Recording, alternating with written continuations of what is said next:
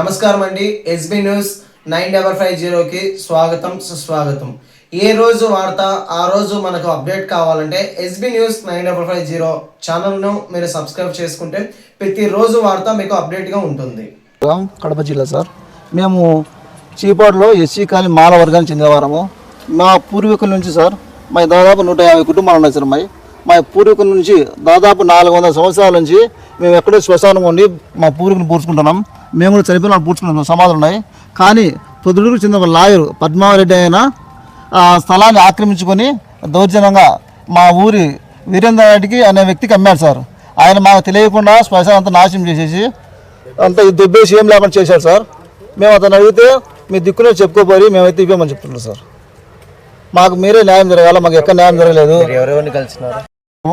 వీళ్ళు దానికి స్పందించి చాపాడు తహసీల్దార్కు ఫోన్ చేశారు సార్. ఆ భూమి కూడా సార్ ప్రభుత్వ ఇనామీ 2000 నుంచి వీళ్ళు ఫ్రీ హోల్డ్గా చేసుకుని వీళ్ళు దౌర్జన్యం చేస్తున్నారు సార్ మా మీద. న్యాయం చేయకపోతే ఏం చేయాలనుకుంటున్నారు? దానికి రానియకుండా మా శ్మశాన కాలం మేము అట్నే కూర్చున్నాం ఉన్నాం సార్, నిర్ణయించుకున్నాం. మా కులవృత్తి మా ఊర్లో కూడా ఉన్నాం సార్, ఎక్కడ పూర్తిగా ఉంటాం సార్.